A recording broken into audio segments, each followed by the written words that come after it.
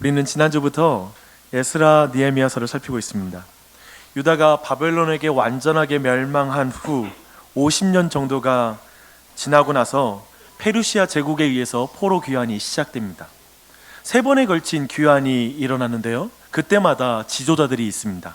제1차 때에는 스룹바벨이 지도자였고요, 2차 때에는 에스라, 3차 때는 느헤미야가 그 지도자였습니다.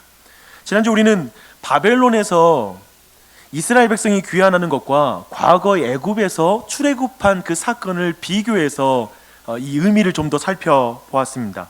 얼핏 볼 때 이 두 사건은 동일하게 구원의 사건인 것처럼 우리에게 보입니다. 하지만 애굽에서 나올 때에는 출애굽이라고 부르고 바벨론에서 나올 때는 왜 출바벨론이라고 부르지 않는가? 생각해 볼 때 그 이유가 있습니다. 조금만 자세히 살펴보면 둘 사이에 분명한 차이가 있기 때문에 그렇습니다. 그 차이점을 분명하게 보면 볼수록 에스라와 느헤미야서의 분명한 메시지가 우리에게 부각되게 되어 있습니다. 이제 오늘 그렇게 살펴볼 텐데요, 출애굽할 때 이집트의 파라오는 이스라엘 백성이 광야에 가서 하나님을 예배하겠다라고 말하면서 이제 나가기를 요청했을 때 이런 맥락의 말을 합니다. 너희가 배부르고 등이 따시니까 게을러져서 자기 신을 예배할 것을 생각하고 있구나. 옳거니 좋다. 너희들에게 과중한 노동, 그런 노동량을 주어서 그 예배하겠다는 그 여유 있는 말을 쑥 들어가게 해주겠다. 이런 맥락의 말을 합니다. 바로는 하나님을 예배하는 것을 방해하는 자로 서 있습니다. 늘 그렇죠. 오늘날에도 과로한 노동이라는 것을 통해 끊임없이 예배하는 것을 방해하는 것을 우리는 이 세상의 속성이라는 걸 알 수 있습니다. 그런데 바벨론 포로에서 돌아올 때는 전혀 달라요. 너무 달라요. 페르시아의 왕은 이스라엘 성전, 곧 예배의 회복을 위해서 발벗고 나섭니다. 페르시아 왕은 성전 회복을 위한 큰 그림을 그리고 있어요. 얼마나 고마워요. 포로로 끌려온 이들에게 모든 속박과 강제 노역으로부터 해방을 시켜줍니다. 그리고 자유롭게 돌아가라 라고 이렇게 말해줍니다. 또 한 가지는 성전 건축에 필요한 모든 총알을, 모든 재정을 자신이 도와주겠다라고 이렇게 왕실 국고를 내어서 도와주겠다라고 이렇게 말해줍니다. 문제가 있어요. 근데 문제는 이스라엘 백성이 돌아가기를 싫어해요. 이게 에스라서의 독특함입니다. 성전과 예배의 회복에 대한 마음이 별로 없어요. 그 백성들에게는. 에스라 2장에서 돌아온 2장에는 이제 귀환하는 사람들의 명단이 나와요. 근데 온 회중의 합계가 겨우 42,630명 밖에 되지 않습니다. 생각해 보십시오. 출애굽 때는 장정만 60만 명이요, 그 숫자가 전체적으로는 200만 명에 해하는 사람이 출애굽을 했어요. 이걸 어떻게 평가해야 됩니까? 그저 4만 명이 조금 넘는 숫자만 귀환한 것이죠. 이것은 아마도 현실적인 판단을 한 사람이 이스라엘 백성 안에 많았기 때문에 그렇습니다. 포로로 끌려간 지 50년이 이제 지나갑니다. 그 사람들은 그 사회와 문화 속에 이미 정착해서 아들, 딸, 손주를 낳은 상태입니다. 아마도 집도 있었을 것입니다. 오늘날로 말하면 이런 거 아니겠어요? 미국에 1960년대에 이민 간 사람이 있는데 엊그제 갑자기 저에게 전화가 온 거예요. 친척이. 이제 내가 하나님을 예배하고 싶고 사역을 하고 싶어서 교회 세우는 것 때문에 한국으로 돌아가고 싶어. 그러면 우리 입에서 가장 먼저 나오는 말이 있죠. 미쳤어? 왜 그 세계 최강대국에, 지금 페르시아가 최고 강대국인데 왜 그 땅에서 이미 정착했는데 왜 한국 땅에, 거기도 하나님 살아 계셔. 왜 여기 와서 그렇게 그러려고 그래? 어쩌면 이렇게 말하게 될 것입니다. 이런 배경 속에서 보면 이제 귀환자 명단에 아주 특별한 귀환자 명단이 하나 있습니다. 이름이 있어요. 2장 43절에 보니까 느디님 사람들이 이때 귀환했다라고 이렇게 기록하고 있습니다. 이걸 이 느디님이라는 말을 히브리 말로 번역하면 성전의 종이라는 뜻입니다. 아마도 이들은 여호수아가 가나안 땅을 점령했을 때 이스라엘 백성에게 귀환한 그 가나안 족속 중에 기브온 족속이라고 있습니다. 성경을 보니 그 기브온 족속이 성전에서 나무를 패고 물을 기르는 그런 종으로 쓰임 받았다라고 말하고 있습니다. 아마도 그들이 귀환한 것 같습니다. 요즘 말로 말하면 이들은 이스라엘에서 2등 시민이었습니다. 요즘 말로 말하면 인종적, 계층적, 직업적으로 아싸입니다. 아웃사이더, 비주류입니다. 종이라고 불리는 것에서 이미 이들이 사회적으로 신분이 매우 낮은 사람이라는 것, 문자적으로 그렇다라는 걸 우리는 충분히 알 수가 있습니다. 근데 그들은 이제 돌아가 봐야 성전에서 나무 패는 일을 하는 거예요. 돌아가 봐야 이스라엘 사회에서 2등 시민인 거예요. 돌아가 봐야 물 깃는 하찮은 일을 할 사람들이에요. 근데 이들은 돌아가는 거예요. 귀환하는 사람 중에 이들의 명단이 있는 거예요. 저는 이 장면이 너무 아름답고 감동적이어서 꼭 이 시간에 나누고 싶었습니다. 그들은 성전의 종으로 살더라도 여호와의 보호를 받으며 사는 것이 복되다라고 고백하는 사람인 거예요. 얼마나 감동적인 사람들입니까? 저는 여러분에게 이 고백이 있었으면 좋겠어요. 느디님 사람들처럼. 우리는 극소수만이 귀환하는 것을 확인했습니다. 도대체 유대의 정통 혈통들은 왜 귀환하지 않는 것일까요? 저 이방인의 왕이 물심양면으로 도와준다는데 저 유대인 혈통을 가진 유다 족속과 그 12족속들은 뭐하고 있는 것일까요?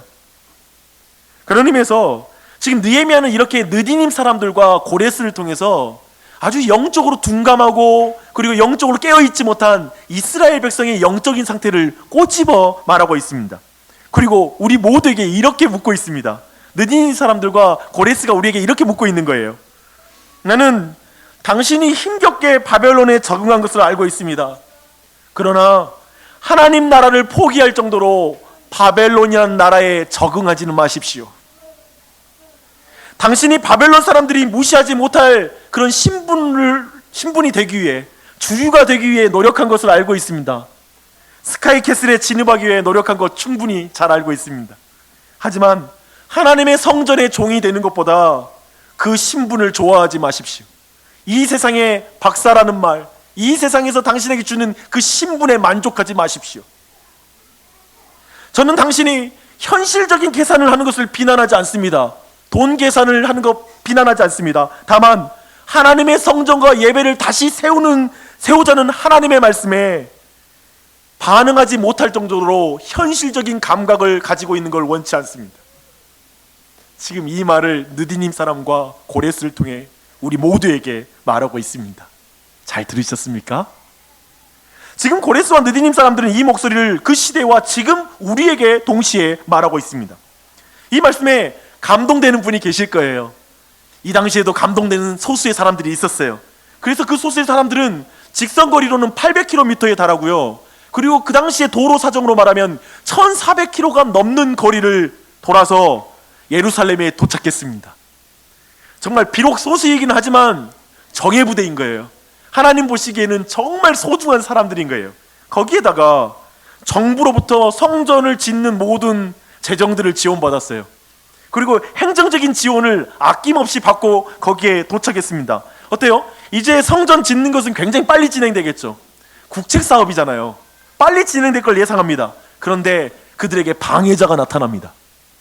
4장 1절과 2절을 보니까 이 방해자들은 아수르의 스탈린이었던, 제가 이 스탈린이라는 표현을 쓴 게 이유가 있습니다. 에살핫돈이라는 그 왕에 의해서 강제 이주 정책으로 북이스라엘에 이주당한 사람들이 바로 이 적대자들입니다. 그들은 이주할 때 완전히 이질적인 문화와 종교, 언어를 가지고 북이스라엘로 이주했을 것입니다. 당연히 우리가 상상이 되는 건 거기에 정착해 있던 이스라엘 민족과 굉장한 종교적, 문화적 갈등이 있었다는 걸 충분히 예상할 수 있어요. 그래서 이 당시에도 에살핫돈도 이 이주 정책을 하면서 반드시 실천하게 했던 것이 있습니다. 그 땅에 있는 제사장들로 하여금 새로 이주한 사람들에게 자신들의 종교를 가르치도록 하는 그 시간을 가진 거예요. 쉽게 말하면 크리스천 미션 스쿨에 채플이 있는 것과 같은 것입니다. 그래서 그 시간을 통해서 학교의 방향성에 동의하게 하고 크게 거기서 벗어나지 않게 계속 가르치는 작업을 하는 것이죠. 이 작업을 했어요. 근데 여러분이 아시다시피 미션 스쿨에서 채플처럼 효과가 없는 게 없어요. 그렇죠. 아마도 정확하게 효과를 나타내지 못한 것 같아요. 이 정책도 이스라엘 입장에서는 실패했습니다. 결국 종교가 혼합되고 말았습니다. 이주민들은 그 땅의 토착신인 이스라엘의 여호와 신도 믿고 자신들이 데리고 온, 자신들이 믿는, 원래 믿었던 신들도 함께 섬기는 형태로 신앙이 굳어진 것입니다. 그것이 쭉 예수님이 오실 때까지 계속 이어져요. 근데 4장 1절을 보니 이들이 유다와 베냐민의 대적이라고 이렇게 표현하고 있습니다. 그들은 성전의 기초가 놓이자 스룹바벨과 유대인의 족장들에게 달려와서 이렇게 말합니다. 우리도 너희같이 너희 하나님을 찾노라 라고 말합니다.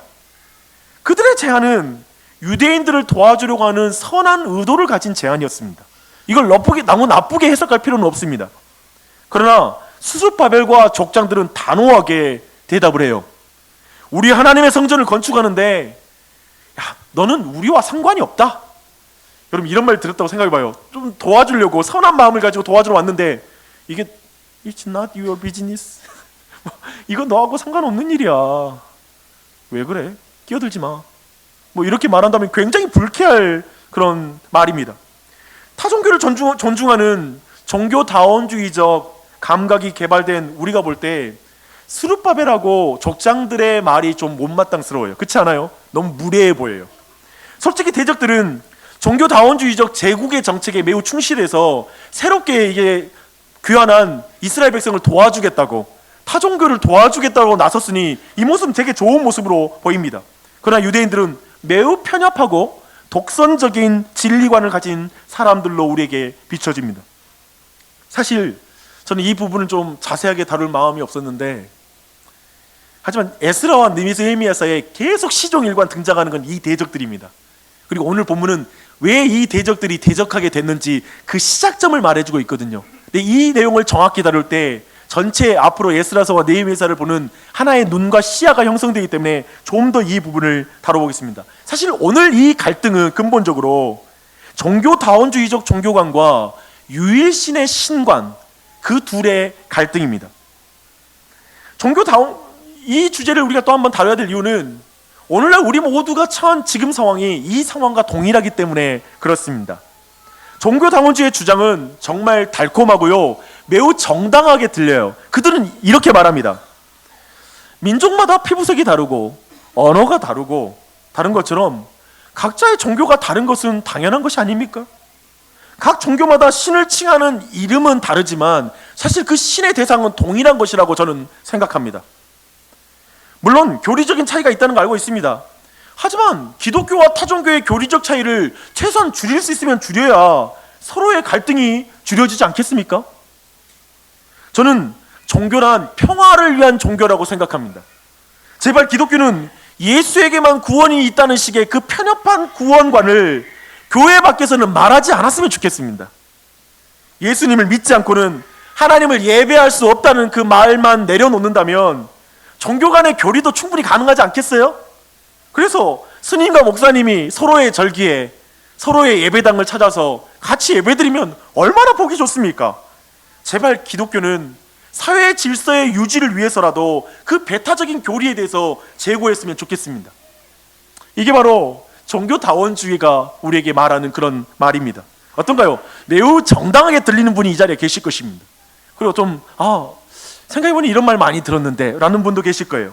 그렇다면 저는 최근에 중국에서 벌어지고 있는 일들에 대해서 여러분이 어떻게 생각하는지 한번 들어보시기 바랍니다. 지금 중국 정부는 사회주의에 맞도록 성경책을 새롭게 쓰고 있는 중입니다. 그러니까 중국 정부가 성경을 새롭게 번역하고 있는 중입니다. 사회주의 사회에서 유화감을 조성한다는 이유로 무슬림들만 이용할 수 있는 식품과 식당에 붙이는 할랄이라는 그 표시를 나라에서 제거하라고 명령이 떨어졌어요. 정말 상상할 수 없는 일이죠. 물론 십자가도 지금 떼어내고 있습니다. 왜냐하면 사회의 유화감을 조성하기 때문에 그렇습니다. 아마도 이 부분에 대해서는 아마 여러분 대부분이 종교다원주의자일지라도 이 부분에 대해서는 아마 동감하기가 어려울 것입니다. 왜 동의하지 못하죠? 사실 위에서 말했던 종교다원주의자들이 요구하는 것처럼 사회의 안녕을 위해서 교리적인 어떤 차이와 그리고 배타적인 교리 그리고 그 상징물을 제거하는 거잖아요. 그런 의미에서 좀 극단일지 모르지만 그 논리는 같습니다. 아마 이 질문에 여러분 대부분이 뾰족하게 반박할 논리는 없어도 아마도 이런 느낌이 들잖아요. 그래도 중국 정부가 하는 것은 지나친 것 같아 라는 이런 느낌적인 느낌이 있을 거예요. 근데 그 느낌은 아마도 중국이 싫어, 나는 따고 떼고기 뭐 하는 건 다 싫어, 뭐 공산당은 싫어요, 공산당이 하기 때문에 그게 싫다라는 그런 막연한 마음을 가지고 말할 수도 있을 것입니다. 그러나 여러분이 지금 이 중국 정부가 하는 이 행위를 동의하지 않는 이유가 있어요. 그거 뭐냐면 공산주의라는 기준으로 소수를 향한 폭력적인 갑질이자 그리고 역차별이기 때문에 여러분들이 이거에 동의하지 않는 것입니다. 그렇다면 자유민주주의 공화국인 한국에서는 이런 일이 일어나지 않을까요? 사실 사회의 안녕을 위해, 소수자의 인권을 위해 성경에서 죄라고 말하는 것을 죄라고 말해서는 안 된다. 그리고 그들 앞에서 그것이 죄라고 말하는 것은 그 소수자의 인권을 존중하지 않는 것이다. 이것을 법으로 규제하다라는 움직임 또한도 현실적으로 있습니다. 이런 요구들은 성경을 믿는 사람과 그렇지 않는 사람 안팎에서 이것에 대한 요구들이 있습니다. 결국 무신론자와 종교다원주의자에 의한 폭력적인 갑질과 역차별이 우리 사회에서 일어날 수 있다는 것 또한 현실입니다. 그런데 제가 이 시점에서 논리적으로는 맞지 않지만, 지금 흐름에 맞지 않지만 한 가지 여러분에게 꼭 짚고 가야 될 것이 있습니다. 한국 기독교와 교회는 이미 우리가 너무 많은 갑질과 역차별을 해왔습니다. 이 부분을 여러분 모두 겸손하게 우리를 돌아봐야 됩니다. 저는 그것에 대한 통렬한 반성이 없다면 무신론자와 종교다원주의자에 의한 교회의 핍박에 다수의 국민이 동참할 거라고 생각합니다. 우리 모두 이 부분을 반성하고 겸손해야 됩니다. 그리고 이 부분을 접근할 때 도리어 많은 동료들을 얻게 될 것입니다. 제가 이렇게 설명하는 이유는 한 가지입니다. 오늘 본문을 여러분 모두에게 실질적으로 와닿게 이해시키기 위해서 제가 지금 이 이야기를 하고 있습니다. 지금 대적들이 연합해가지고 성전을 짓는 것에 동참하도록 요구하는 것은 마치 중국 정부가 공산주의의 사회와 어울리는 성경책을 쓰겠다라는 그 계획과 동일한 맥락이란 거예요. 이렇게 이해하면 쉽게 이해가 돼요. 만약 대적들이 성전을 함께 짓고 나면 뭘 그 다음에 요구할 것 같아요? 성전에 대한 지분이 있잖아요. 그러면 그 성전에서 다른 신을 숭배할 수 있는 걸 요구할 수 있는 거예요. 그 예배당이 이제 만신전이 되는 것이죠. 그렇게 유대인들은 자신들만 성전을 건축하겠다는 주장은 결코 다른 사람을 제외시키고 싶어하는 그런 주장이 아닙니다. 배타적인 주장이 아니라는 것입니다. 앞에서 느디님 사람들이, 즉 이방인들이 하나님을 예배하는 곳에 들어와 있잖아요. 그런 것을 볼 때에도 결코 성경은 이방인들이 하나님을 예배하는 걸 반대하는 책이 아닙니다. 그렇게 유대인들만 성전을 건축하겠다는 주장은 주님만이 홀로 하나님이시며 우리가 짓는 이 성전에서는 오직 하나님만 우리 신이시다, 다른 신을 예배할 수 없다라는 입장을 선언하는 것입니다. 그래서 그 선언은 사람들을 무시하거나 배제시키는 그런 목적이 아니라 유일하신 하나님을 배제시키지 않기 위한 선언인 것입니다. 만신전이 되는 순간 하나님은 그곳에 계시지 않거든요. 하나님을 배제시키지 않기 위하여 만신을 배제시키는 것입니다. 교회에 사람들이 넘쳐났는데 교회의 유일하신 하나님이 아니라 교회가 물신을 숭배하면 그게 교회가 되겠습니까? 세상하고 똑같은 신을 섬기고 있으면 그게 교회이겠습니까? 주목하십시오. 그리스도인의 유일하신 하나님에 대한 헌신은 다른 신을 숭배하는 사람들을 교회에 들어오지 못하게 하기 위함이 아닙니다. 도리어 그들로 하여금 그들이 가진 신관과 그들이 가진 종교관을 성경이 말하는 신관과 하나님, 그리고 그 종교가 무엇인지 명백하게 비교하여 하나님께로 돌아오라라고 말하는 하나님의 선언인 것입니다. 이것이 교회의 포용성입니다. 종교다원주의 시대에 교회는 예수 그리스도의 유일성을 주장해야 됩니다. 그리고 예수 그리스도를 통해, 성령 하나님을 통해 오직 유일한 하나님만을 예배해야 됩니다. 그래서 타종교와 교리적인 타협을 할 의향은 전혀 없습니다. 물론 저는 스님들과 함께 도시를 위한 일반적인 은총과 관련된 행사와 그 목적을 위해 함께 활동할 수 있습니다. 스님과 손잡고 사진 찍을 수 있습니다. 같이 도시의 현안을 푸는데 협력할 수 있어요. 또는 이 도시의 교육 문제를 놓고 무신론자들과 함께 이야기를 나누며 그들로부터 배워야 한다고 생각하고 있습니다. 그런데 그들로부터 이런 제안은 받아들일 수가 없습니다. 한 사람이 이렇게 제안하는 거예요. 목사님, 저희가 교회에 헌금을 80억 하겠습니다. 와우, 다 해결됐어요. 80억 하겠습니다. 단 한 가지 조건이 있어요. 저희와 갈등이 있는 성경 교리는 말하지 말고 타종교인과 다 공감할 수 있는 설교를 해주시기 바랍니다. 80억 드릴게요. 설교에 예수 그리스도에 대한 강조는 제거해 주시고요, 성령에 대해서 강조하는 건 오케이입니다. 왜냐하면 우리에게도 성령이 나타날 때 동일한 체험과 그리고 방언이 있거든요. 우리 종교에도 성령 체험은 강조하셔도 됩니다. 그리고 철저히 대중들이 좋아하는 기복적인 설교와 그리고 물질적인 복을 강조하는 설교를 해주신다면 80억 드릴게요. 와우, 이 제안을 하는 것입니다. 여기에 대해 교회는 단호하게 거절해야 됩니다. 우리는 그 결과를 충분히 예상해요. 그렇게 거절하면 어떤 일이 벌어질까요? 우리가 너무 싫어하는 따가 벌어집니다. 그거 아세요? 여러분을 존경스럽게 보다가 종교 영역에 가서 저는 기독교인입니다 하는 순간에 너무 미개하다, 그럼 배타적인 종교를 왜 믿어요? 라는 식으로 얼굴색이 바뀌는 사람이 있습니다. 그거 하나의 이유 때문에. 그래서 그렇게 얼굴색 바뀌는 거 보기 싫어서 우리가 신앙을 안 바뀌기도 하죠. 유다 백성이 여호와를 위하여 홀로 건축하리라 라고 말하자 그들은 바로 유다 백성의 손을 약하게 하여 성전 건축을 방해하기 시작합니다. 그 방해를 4장 5절에서 이렇게 요약하고 있습니다. 바사왕 고레스의 시대부터 바사왕 다리오가 즉위할 때까지 관리들에게 뇌물을 주어 그 계획을 막았으며, 사실 이 계획은 오늘날에도 계속 반복되는 그런 전략입니다. 성전 건축을 명령한 고레스 시대에는 살아있는 권력이 국책사업으로 추진하잖아요. 그러니까 공무원들에게 뇌물을 써서 이 진행이 서서히 되게 만드는 것입니다. 더디게 만드는 거예요. 시간 싸움하는 거예요. 그리고 고레스 왕이 죽고 나자 아하수에로 왕에게 이제 정권 교체가 이루어지니까 상소를 올려요. 근데 그게 거짓 뉴스입니다. 그래서 거짓 뉴스를 올려서 이 상황을 바꾸려고 합니다. 유대인들의 힘을 빼려고 하는 것이죠. 유대인들은 이런 상황 속에서 성전 건축을 하려고 정말 계속 노력했을 거예요. 예배의 회복을 위해서 노력했을 것입니다.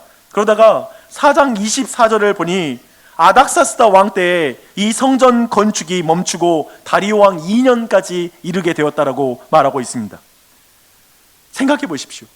성전 건축이라는 한 가지 소원을 가지고 수천 킬로를 걸어온 사람들이에요. 최고 권력의 명령으로 성전 건축이 가기만 하면 금방 이루어질 거라고 생각했어요. 근데 대적들이 나타났어요. 근데 그 대적들은 유일하신 하나님을 바로 예배하려고 하니까 생겨난 대적입니다.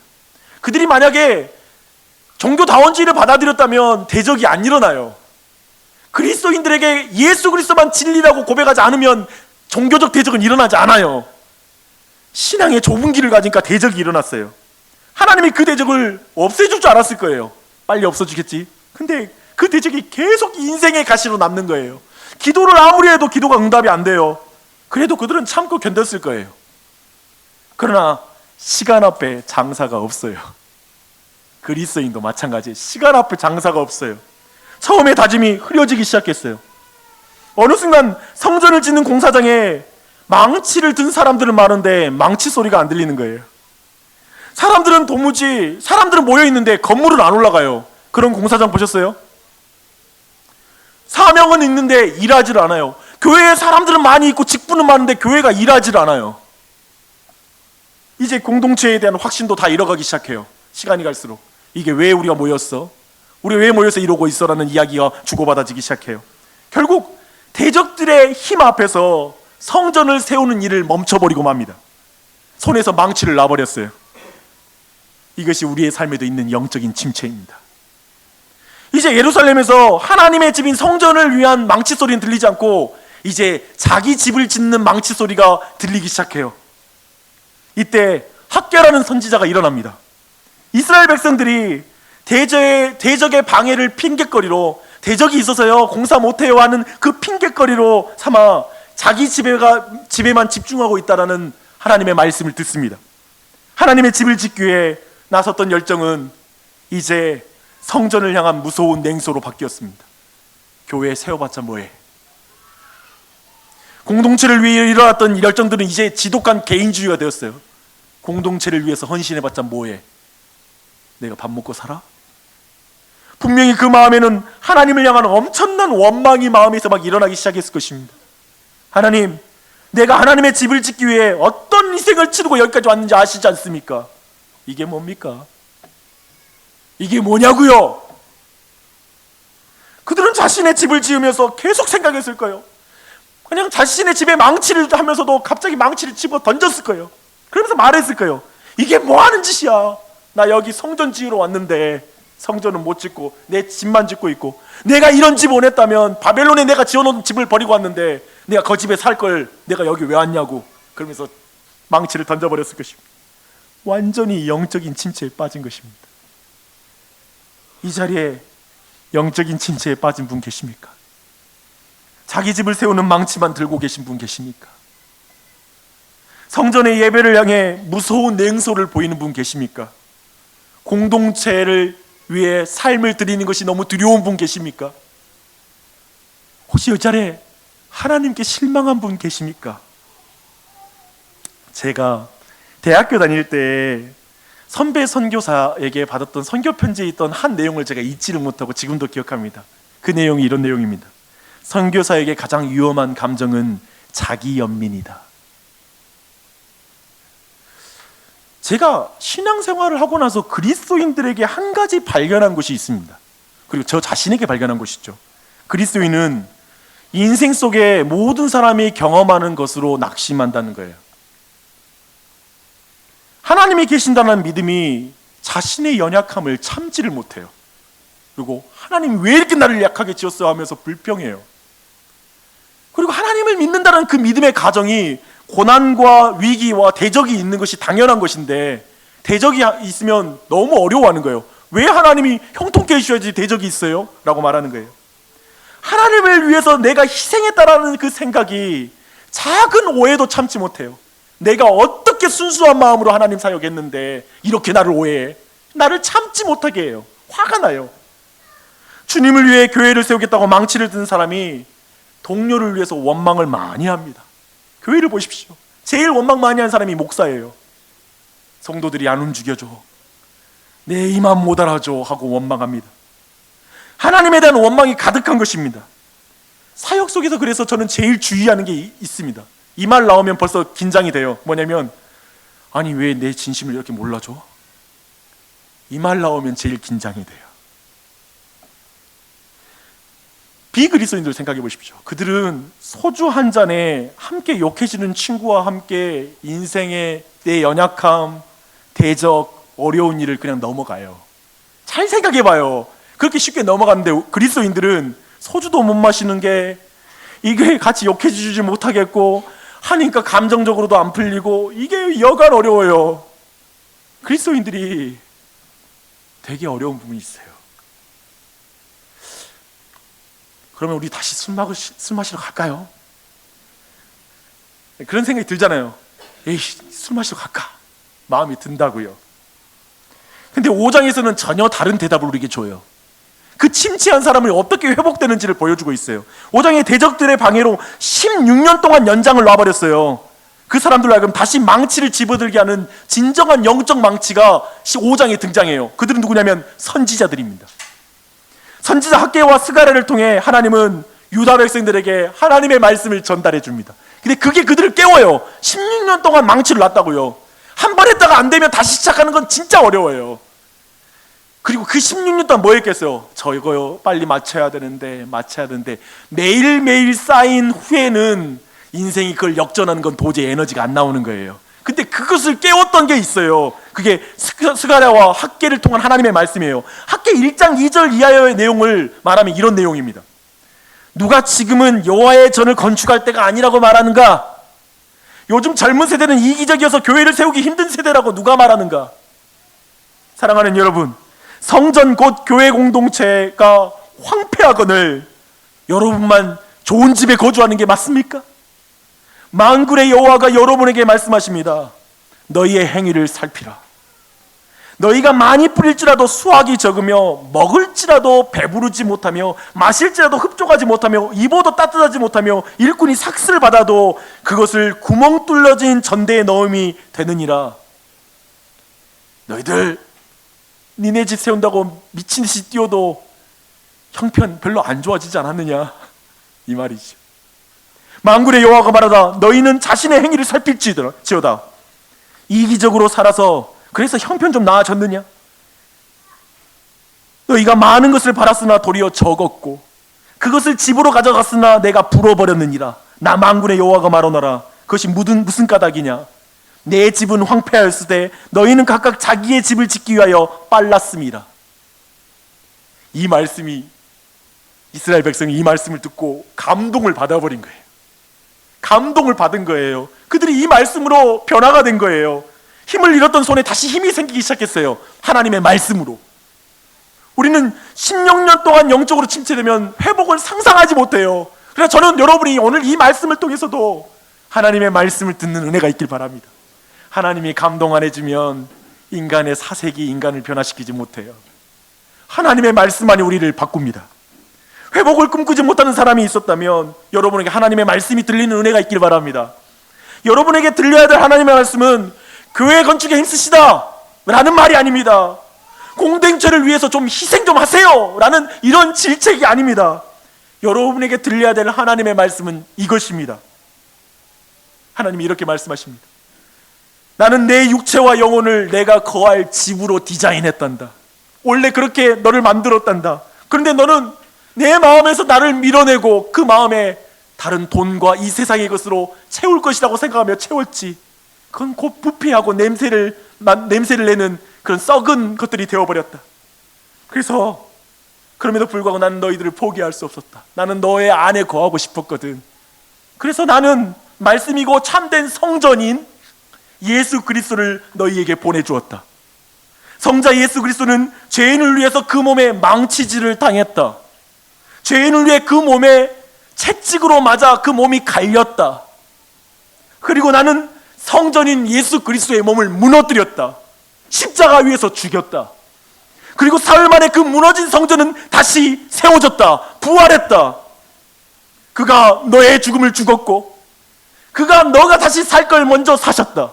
넌 주 예수를 믿을 때 그와 함께 죽고 그와 함께 살게 되었다. 그래서 이제 너의 마음은 예수 그리스도의 보혈로 깨끗하게 되어 거룩하신 하나님이 거할 수 있는 성전으로 다시 회복되었다.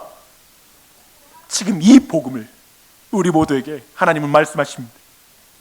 이 복음을 통해서 드러난 하나님의 사랑에 감동하는 은혜가 있길 바랍니다. 여기에 감동해야 돼요. 이것에 감동해야 돼요. 이 사랑에 감동할 때만이 우리는 회복될 수 있습니다.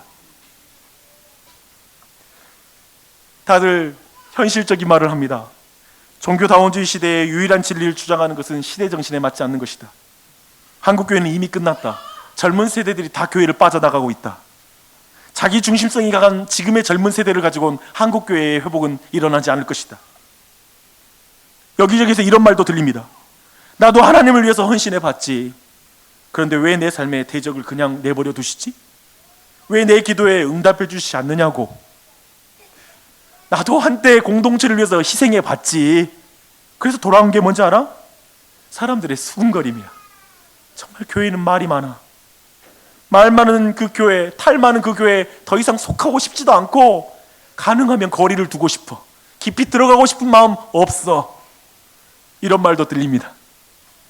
저는 여러분의 그 이제까지 보았던 그 현실적인 교회의 모습, 그리고 그 현실적인 판단이 틀렸다고 생각하지 않습니다. 많은 부분 맞습니다. 그러나 그 현실적인 판단으로 계산한다면 예수 그리스도는 오시지 않았을 것입니다. 여러분이 들고 있는 그 현실적인 계산기를 들고 하나님의 행위를 여러분이 판단한다면 예수 그리스도는 여러분을 위해 십자가 위에서 죽으시지 않으셨을 것입니다. 그 주님을 당신의 마음에 모십시오. 당신의 마음의 성전에 모십시오. 그 예수 그리스도를 통해서만 진정한 성전이 우리 안에 회복됩니다. 그 주님을 매일 예배하십시오. 매일 말씀 통독을 통해 놀라운 회복과 은혜를 경험하시는 2019년이 되시기를 축원합니다. 주님과 함께 무너진 예배를 세우는 삶, 교회를 세우는 삶, 그 삶으로 한 발짝 나가는 한 해 되시길 바랍니다. 사람 대단히 안 바뀌는데요, 하나님이 감동하면 바뀌는 게 인생입니다.